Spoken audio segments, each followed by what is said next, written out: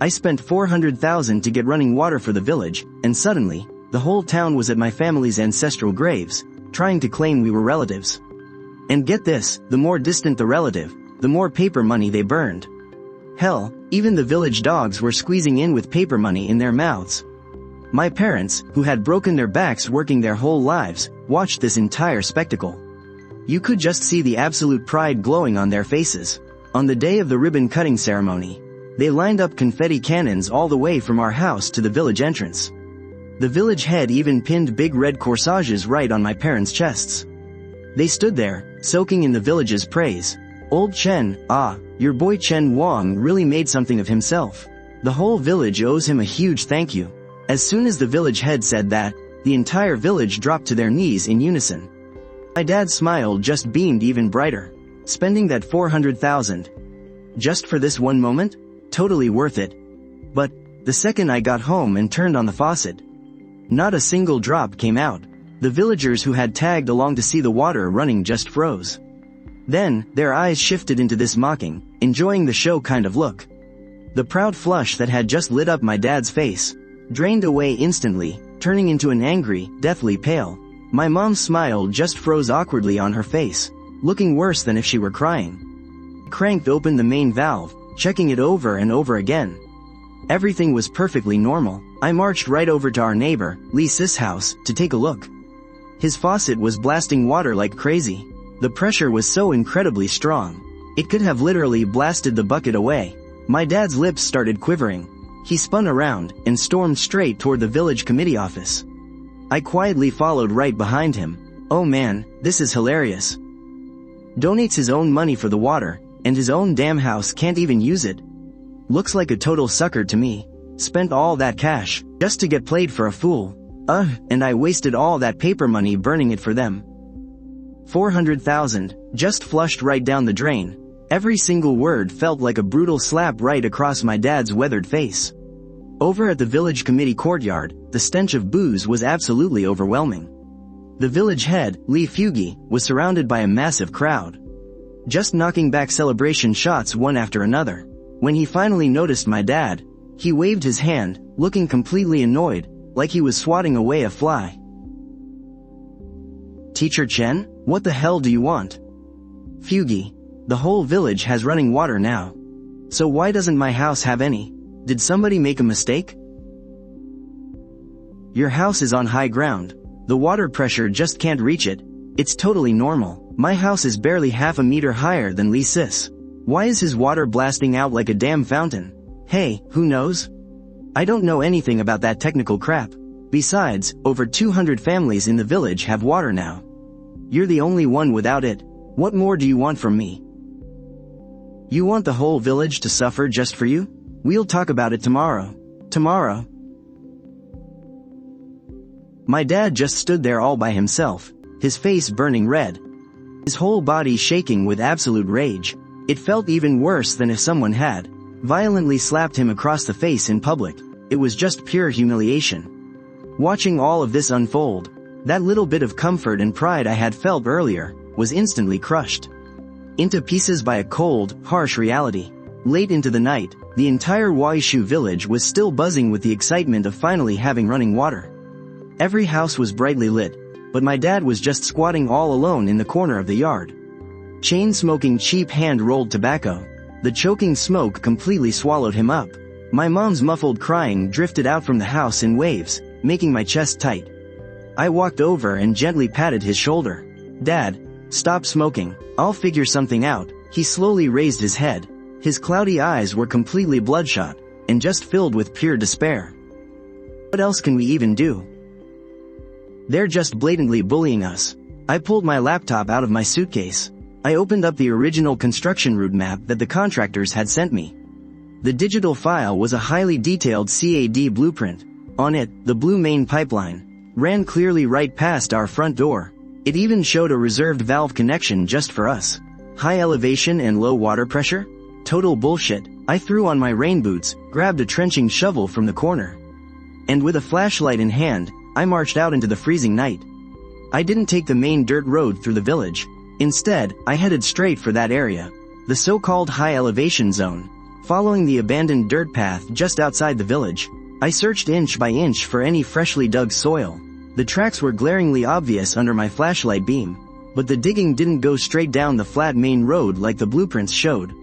Instead, in an empty lot a few hundred meters from my house, it took an incredibly unnatural, massive S-curve. My heart sank. Bit by bit, I picked a spot right on the corner, and dug down hard with the shovel. The dirt was incredibly loose. I didn't have to dig deep before the blade hit something solid. I scraped the dirt away with my bare hands, and a section of brand new, blue PE pipe appeared right before my eyes.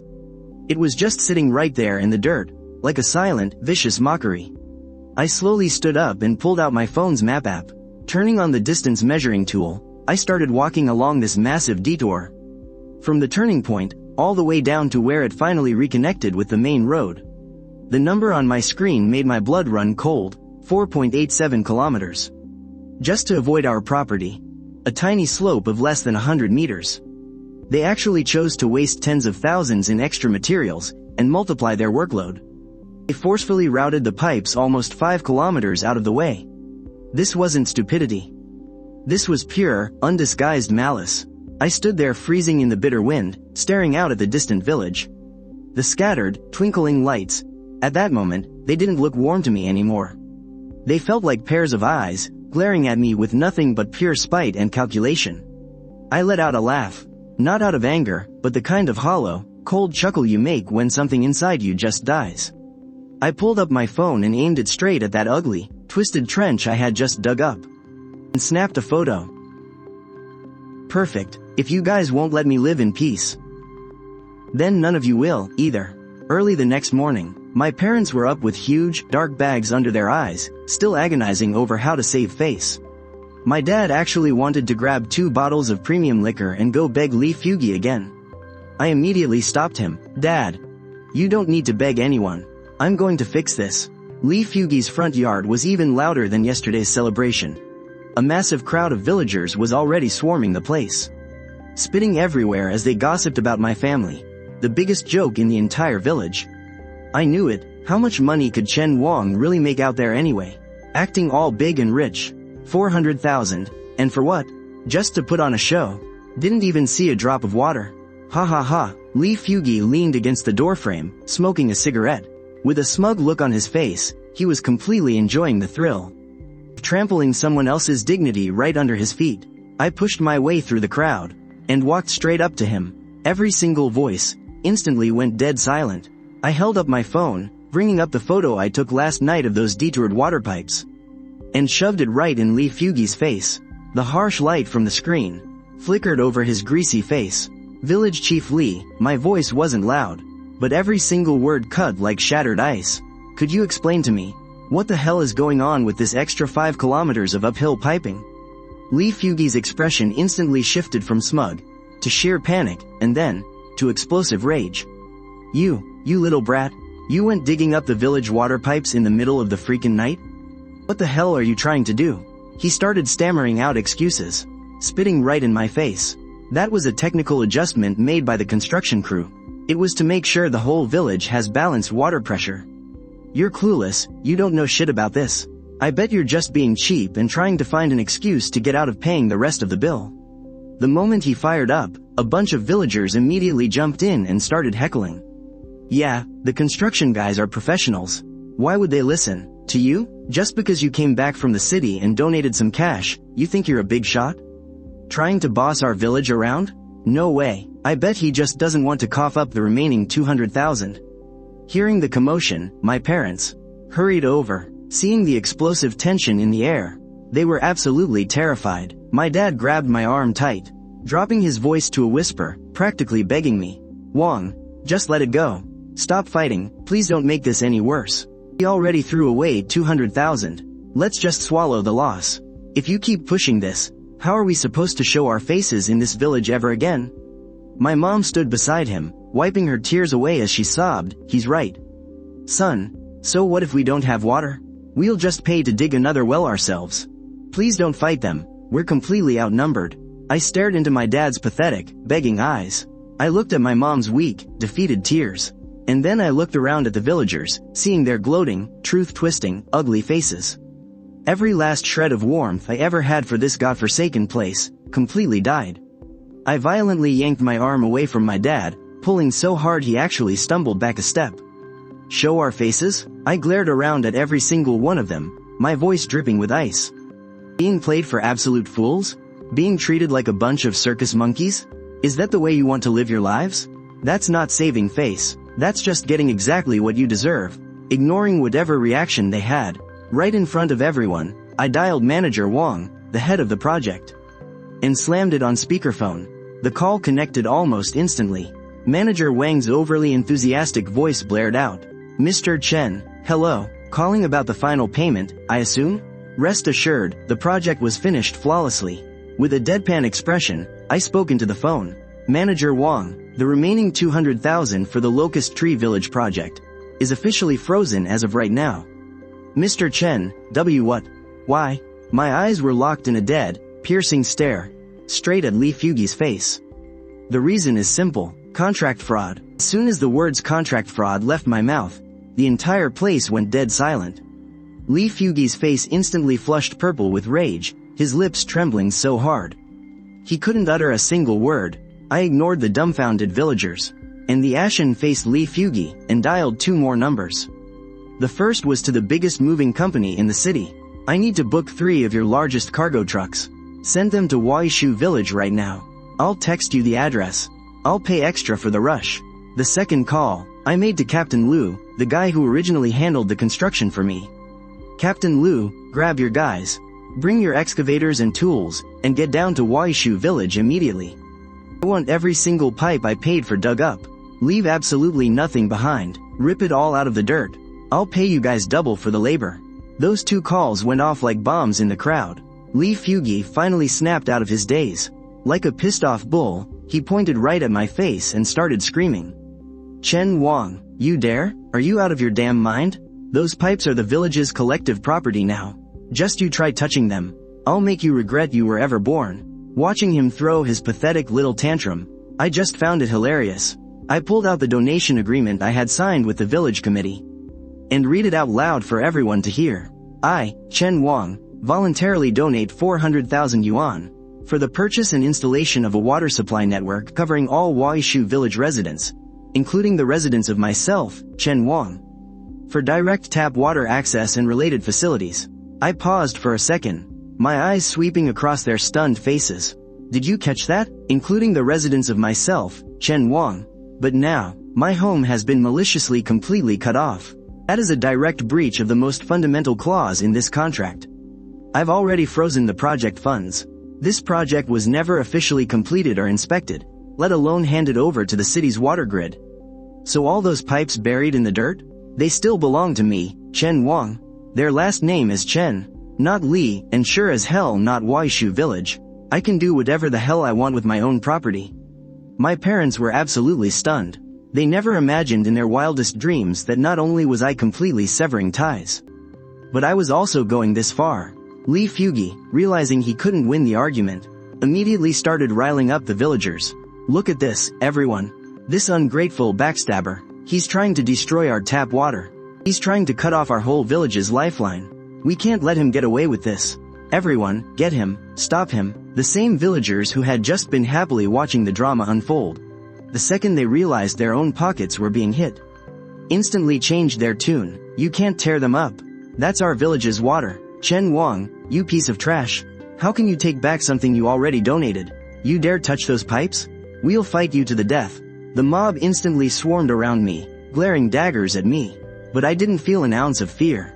Oh, so when you all ganged up and watched Li Fugi intentionally route the water pipes around my house, why didn't you care that you were cutting off my family's lifeline? When you stood right outside my front gate, laughing at my parents and calling them absolute suckers. Where the hell was your conscience then? Now that it's your turn, suddenly it hurts, doesn't it? Well, today, not only am I moving out, I'm taking every single thing I paid for and ripping it straight out of your ungrateful land. Dig it up, I said. And less than 1 hour later, the deafening roar of an excavator echoed from the village entrance, followed closely by 3 massive moving trucks. The massive machinery and vehicles rolled into this peaceful village, like a pack of wild beasts crashing into a sheep pen, bringing an overwhelming sense of pressure. The villagers were completely stunned by the scene. Lee Fugi's face turned deathly pale. If those pipes were torn out, his days as the village chief were officially over. He gathered a few notorious local thugs and blocked the path of the excavator, acting like he was ready to defend the community property to the death. "Who dares to step up? You'll have to run me over first." I completely ignored their screaming, turned to the movers, and gave them a nod. "Alright guys, let's start moving. Start with the big items." Seeing that I was dead serious, Lee Fugi finally played his trump card. He pulled out his phone, trembling as he dialed 110. "Hello? Officers, come quickly. Someone here in Waishu village is trying to destroy our community property. It's that Chen Wang. He's brought an excavator. He's going to destroy our entire village's water pipes. Hurry up and arrest him." He screamed his lungs out, acting as if he were the embodiment of justice itself. The villagers, acting like they just found their savior, started cursing and yelling at me again. Soon, a police cruiser rolled in with its sirens flashing. Lee Fugi looked like he had just seen his savior, and immediately threw himself at them. "Officers, it's him. Just because he donated some money, he thinks he can control our whole village. And now he wants to destroy our water pipes. This is a literal crime." I calmly stepped forward. Before the police could even speak, I handed them 3 items. First, the donation agreement that I signed with the village committee, complete with signatures and official stamps from both parties. Second, the bank transfer record for my initial payment of 200,000 yuan to the project contractor. And third, the photos saved on my phone, showing the pipes deliberately bypassing my house by 5 kilometers, along with the map distance screenshots. "Hello, officer. First of all, this agreement clearly states that the coverage area for this donation must include my own residence. They have now unilaterally breached the contract, meaning the foundation of this agreement is void. Second, I've frozen the final payment. The whole project hasn't even passed inspection yet, and the property rights haven't been handed over. According to property law, the ownership of these pipes, which are not yet public facilities, still legally belongs to the investor, which is me. Third, I am not destroying anything here. I am simply taking back my own private property. As for how they get their water from now on, well, that's the consequence of their own breach of contract. It has absolutely nothing to do with me." My logic was crystal clear, and the evidence was rock solid. After hearing me out, the officer turned around and asked Lee Fugi a few questions. "Is what he's saying true? Did the pipes actually bypass his house? Has the project not passed inspection yet?" Lee Fugi just stammered, unable to string even a single complete sentence together. "This is a civil dispute," the officer stated. "It doesn't fall under police jurisdiction. We suggest you two work this out yourselves, or take it to civil court, until he actually causes physical harm to anyone, or destroys property that clearly belongs to you. We have no legal right to stop him from handling his own things." After finishing his sentence, he told me to keep my emotions in check and avoid escalating the conflict. With that, they packed up and got ready to leave. Lee Fugi and all the villagers were completely dumbfounded. What they thought was the law was utterly defenseless against my contracts and legal clauses. I watched Lee Fugi's face go from flushed red to dead pale, and the last shred of pity I had for him completely vanished. I gave the excavator driver a nod. Dig. Amidst Lee Fugi and the villagers' desperate, screaming roars, the sharp bucket slammed violently into the ground. Section after section of the blue pipes were ripped out from the earth. The expressions on the villagers' faces shifted too, going from their initial rage to a regretful, crushing despair. They watched helplessly as the running water pipes they had once treated as their ultimate hope were turned into a pile of scrap plastic. My mom and dad didn't try to stop me anymore. They just quietly helped the movers, carrying our furniture out of the house, piece by piece. All the blame was gone from their faces, replaced by a bone-deep exhaustion and a profound sorrow. This place where they had lived their entire lives, in the end, brought them nothing but humiliation and pain. Just as the scene fell into an eerie, dead silence, a skinny young man took advantage of the chaos, quietly pulled me behind a large tree, and shoved a U South B drive into my hand. He was the village accountant's son, Li Ming, brother Chen Wang. "My dad told me to give this to you. It's the real village ledger that he secretly backed up. Lee Fugi is incredibly ruthless and corrupt. You messed him up so badly today. He absolutely won't let this go. You need to be ready. This might be able to save you." I gripped that tiny U South B drive, really feeling the heavy weight of it. Thank you, Li Ming. And please, thank your dad for me. I got back into my car, locked the doors, and plugged the U South B drive into my laptop. There was only one Excel file on it. The moment that ledger opened up, my pupils violently contracted. Right there on the screen were two entirely different versions of the budget sheet. One was the version I had seen, with a total project budget of 400,000. The Waishu Village running water installation donation budget. But the other one was the Waishu Village Rural Safe Drinking Water Project, with a staggering total budget of 800,000. It was a special poverty alleviation fund. My 400,000 in this project was being used as leverage, just to unlock government poverty subsidies. Lee Fugi used my donation as bait, to apply for a 1-to-1 matching subsidy from the higher-ups. Another 400,000, but what truly made my blood boil with sheer rage, was that in that fake public ledger. That extra 5 kilometers of pipeline detouring around my house, was shamelessly listed as a mountainous complex terrain renovation. And the budget for that? Exactly 200,000, not a penny more or less. It all hit me in an instant. Everything finally connected. Why they would rather waste tens of thousands, just to detour around my house. It wasn't just to humiliate me, and it wasn't just to establish his dominance over the villagers. It was deliberately creating an excuse about engineering difficulties, to make this fake 200,000 expense look completely justified. He used my own money to humiliate my entire family, while also defrauding the government's poverty funds. What a brilliant way to kill 3 birds with 1 stone. What a scum, Lee Fugi. The whole nature of this situation had completely changed now. It was no longer just a private grudge between me and Waishu Village. This was a crime. It was blatant, daylight embezzlement of collective funds. I slowly let out a deep breath, packaged that Excel file together with all my other evidence into an encrypted folder. And then, through email, sent it all straight to A.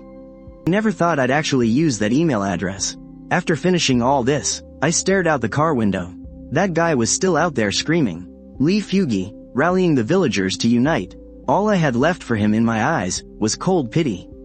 Your time is up. The moving process dragged on late into the night. As for the stuff in the old house, aside from a few keepsakes my parents insisted on taking, I had the movers haul the rest away. Even if it goes straight to the trash, I didn't want to leave a single trace behind. The 3 of us, prepared to spend our final night in this empty, echoing house. Just as I was about to lock the door, crash, a rock smashed right through the living room window. Shards of glass exploded across the floor, and right after that, we heard a bunch of punks cursing outside. You backstabbing Chen family trash. Get the hell out of Waishu Village. Ungrateful bastards. Go rot in hell. Couldn't hold back the rage burning in my chest anymore. I grabbed a wooden club by the door, ready to charge out. But my dad grabbed me and held on tight. A whole lifetime, old honest Chen spent his entire life bowing and scraping in this village. And what did I get for it? I get them pointing right at my face, cursing me for raising a backstabbing son. He screamed those words like it took every ounce of strength he had left. He whipped around and snatched the shovel from the corner, looking like an old, infuriated lion. He ripped the front door open and charged outside. Which one of you sons of bitches did this? Come out here if you have the guts. Seeing him ready to fight to the death scared the absolute crap out of those punks. They dropped their half-empty paint buckets and scrambled into the darkness, tripping over themselves to get away. Smeared across our front gate in glaring red paint were huge, crooked letters. Chen family trash, get out. Under the dim streetlights, the red paint looked like dried blood. My dad stared at those words, his entire body shaking violently. He wasn't yelling anymore. He wasn't crying, either. Wong, we're leaving. We leave at first light. I'd rather die out there on the streets than ever step foot in this place again. I looked at the fierce resolve in my dad's eyes, and then at my mom, who was quietly sobbing beside him. I nodded. Okay, let's go. But, right on the only paved road out of the village, we were blocked. A massive crowd of people packed the road tight, making it impossible to pass.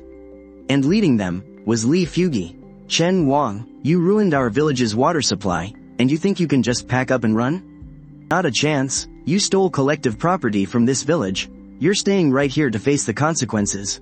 A few of the older villagers even threw themselves down, lying right in the middle of the road. Playing the ultimate shameless victims, looking at us like, run us over, we dare you. We'll die right here. Some of the women sat in the dirt clutching their kids, wailing and screaming at the top of their lungs, accusing me of being a butcher who cut off their children's only lifeline. It was a sick, carefully orchestrated display of moral blackmail. I saw through his plan instantly. He knew I was going to report him to the authorities, so he was using the entire village as hostages. He wanted to place me under house arrest, trap me here until I rotted. This was his final, most desperate struggle.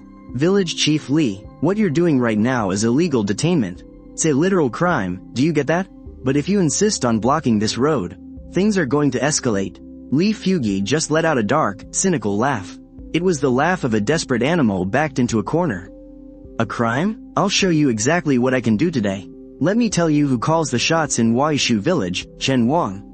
No one is leaving this village today. If you've got the guts, just run us over. He crossed his arms over his chest, looking like he had me completely cornered. I looked at him without saying a word.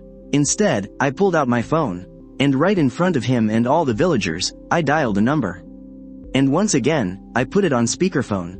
Lee Fugi thought I was calling the cops, and a disdainful smirk appeared on his face. Calling the cops won't do you any good. The law can't punish the masses. Are the police gonna arrest the whole village? But he guessed wrong. I wasn't dialing 110 at all. Hello, this is the Qingyuan County Commission for Discipline Inspection. The words, discipline inspection, struck like a thunderclap through the crowd. All the noisy chatter instantly vanished. Lee Fugi froze right where he stood. The color drained from his face at a visible speed. Hello, my name is Chen Wang. I'm a resident of Waishu village. I'm making an official report against Lee Fugi, the village committee director of Waishu village, Qingyuan County. During the village's rural safe drinking water project, he abused his power and colluded with the construction team. By inflating the project scale and forging accounts, he embezzled a total of 200,000 yuan from the poverty alleviation funds. With every word I spoke, Lee Fugi's body gave a violent shudder. The villagers' expressions shifted from united hostility to utter shock and suspicion. I didn't pause and continued. The total budget for this project was 800,000 yuan. 400,000 of that was my personal donation, and the other 400,000 was a poverty alleviation subsidy. Lee Fugi hid the subsidy from me and intentionally created construction roadblocks. He deliberately rerouted pipelines that didn't need to be detoured, using it as an excuse to balance out that 200,000 yuan in fake accounts. All the evidence was sent half an hour ago via encrypted email. To your official reporting inbox. The voice on the other end instantly became incredibly serious. Mr. Chen, thank you for providing such a crucial lead. Our County Discipline Inspection Commission takes this extremely seriously. Please keep your phone line open. Our investigation team will head out immediately to Waishu village to verify the situation. Please make sure to stay safe. I hung up the phone. The whole world went so quiet that only the sound of the wind could be heard. I raised my eyes and looked at Lee Fugi, whose face was now the color of dead ashes. He was trembling so hard he could barely stand.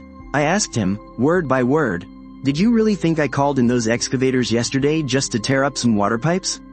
No, I was digging a grave for you. For all of you. The villagers completely blew up.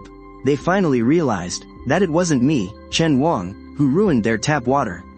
It was Lee Fugi's greedy hands that not only reached for my donation, but reached right into the community's own pockets. It was his greed that ruined the entire Waishu village. Lee Fugi, you damn bastard. Give my family back our water. Give the money back. Return his money right now. So he was the one who stole the money, and that's why he wouldn't connect the water to Chen Wang's house. The old folks who were just lying on the ground making a scene scrambled up on their own. The parents holding their crying babies also dropped their act. The way they looked at Lee Fugi went from their previous blind trust to unconcealed horror and towering rage. The crowd automatically parted, clearing a wide path. No one dared to block my car anymore. I started the engine. As the car slowly drove through the crowd, the faces of some villagers showed looks of absolute pleading and regret. Lee Fugi just collapsed onto the ground in a heap. Even the few village officials who usually kissed his ass were hiding as far away as possible right now, terrified of being tied to him in any way. It's over. Completely over. The moment the car drove out of Waishu village, our tires rolling over the potholed dirt road at the entrance kicked up a thick cloud of dust. It was as if it wanted to completely sever our ties with that place that had dragged us down for over half our lives. I gripped the steering wheel tight, my eyes locked firmly on the highway stretching out ahead. In the rearview mirror, the outline of the village slowly shrank away. Those once familiar houses and trees, and the village entrance that was surely an absolute mess right now, all slowly faded from sight. My dad leaned back in the passenger seat, resting his folded hands in his lap. His deeply furrowed brows finally relaxed. He turned his head, watching the white poplar trees flying by outside the window. A little smile crept onto his face. He let out a long, heavy sigh. That breath carried half a lifetime of bottled-up frustration, mixed with the pure relief of finally breaking free. It was like 1,000-pound weight had been lifted off his chest. We finally made it out. His voice was a little raspy, but incredibly light. I used to always want to prove myself in the village, to live a respectable life. And now I realize, all that superficial nonsense isn't worth a damn compared to our family just living in peace. My mom was sitting in the backseat. She had been dead silent ever since she got in the car. She wasn't looking out the window, but just kept her head down, rubbing a worn, shiny silver ring on her finger.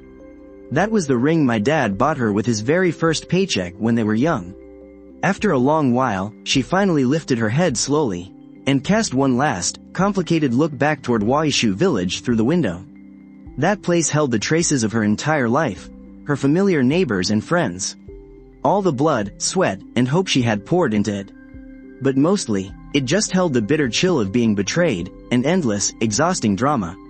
She quickly looked away, and never looked back again. I rolled down the window. The crisp country air rushed in, carrying the fresh scent of damp earth and grass. It blew away the suffocating heaviness of the past few days. After we drove for about 5 kilometers, a sharp, piercing siren suddenly blared from up ahead, getting closer and closer. I slowed down, only to see a fleet of black sedans with flashing police lights. Speed past us like lightning, heading straight for Waishu village. On the sides of the cars, the words disciplinary inspection stood out plain as day. When my dad saw that, his eyes absolutely lit up. A relieved smile spread across his face. Karma finally caught up. That bastard Lee Fugi has done so much evil, he should have gotten locked up a long time ago. My mom nodded gently too. What goes around comes around. I just didn't expect it to happen so fast. Those fools who blindly followed him better wake up now, too. He just smiled and didn't say a word. I gently pressed the gas pedal, and the car kept cruising toward the county town. I knew it, Lee Fugi and his gang's glory days were officially over. And it was high time the skies cleared over Waishu village. My dad got really talkative on the drive, starting to plan out our new life in the city. He said he wanted to find a nice, green neighborhood, where he could take my mom for morning walks and grocery shopping. We'd never have to walk on eggshells around anyone ever again. My mom just listened quietly beside him, chiming in with a few words every now and then. Her face was absolutely glowing with hope for the future. Looking at my parents' long-lost, relaxed smiles, my heart felt so warm, too. For years, just to find our place in that village, my parents had swallowed so much unfairness. Now, they could finally leave that toxic place behind, and start a brand new life. After arriving in the city, we checked into a hotel first, and then got right to work hunting for a house. Moving day didn't have any fancy ceremonies. It was just the three of us, packing up our simple belongings. Our faces lit up with hope for this new chapter. A week later, my phone suddenly rang. It was Li Ming. He was one of the very few sensible young guys back in the village. The one who actually tried to warn the others not to follow Lee Fugi's crazy schemes. Chen Wang, bro, I've got some great news for you. They investigated everything. Lee Fugi and his entire gang got busted. Not only did he embezzle 200,000 from the water project, they also caught him stealing collective land compensation, scamming the subsidies for fixing up unsafe houses, and faking numbers for the forest restoration program. He's facing multiple charges, and the stolen money adds up to over $1 million. Lee Fugi and his main cronies on the village committee were locked up immediately. And those thugs who blocked your door and smashed your windows? They got slapped with a 15-day detention for provoking trouble. The entire leadership of Waishu village was completely wiped out. And as for that highly anticipated water project, because the books were a mess and the construction broke all the rules, the higher-ups officially flagged it as a compromised project. Every single penny was frozen, and the whole thing has been put on hold indefinitely. People in the village are furious now, and they're regretting everything. Not only do they still not have running water, but thanks to this massive scandal, we've become the biggest laughingstock in the entire region. Li Ming paused for a second, and his tone turned a bit hesitant. Some of the folks asked me to pass on a message to you. They want to offer you a sincere apology. They're wondering if you could look past everything that happened, and help the village out just one last time, to get the water pipes laid down. I just gave a soft chuckle when I heard that. You can tell them this. People need their dignity just as much as trees need their bark. What's done is done. Tell them to look out for themselves from now on. I hung up the phone and just stared out the window. Watching the endless stream of traffic flowing through the city, my heart felt completely at peace. I didn't feel some twisted thrill of revenge, but I didn't have a bleeding heart ready to forgive them, either. Whatever happens to them has absolutely nothing to do with me anymore. 142116. Later, I got a WeChat message from Li Ming. The village has a new party secretary. He's a solid, hardworking young guy. He wanted me to ask if you had any interest in coming back to invest, to help the village restart that abandoned water project. I just stared at his message. Without a single second of hesitation, I just sent back the word, number. Then, I deleted his contact info. Not out of anger, but because I honestly couldn't care less anymore. That place called Waishu Village, and every single person and event tied to it, was completely in the past for me now. As for the money I had left, I didn't bother investing it in anything else. I signed them up for a traditional painting class, and bought them the absolute best massage chairs. I took my parents traveling to all the places they had dreamed of visiting since they were young. Their smiles were completely genuine now, far brighter than any moment they ever spent up on that stage back in Waishu Village. It was so real, and so incredibly radiant. In that moment, I knew I had made the right choice. Some places, you just can't go back to. And honestly, there's absolutely no reason to.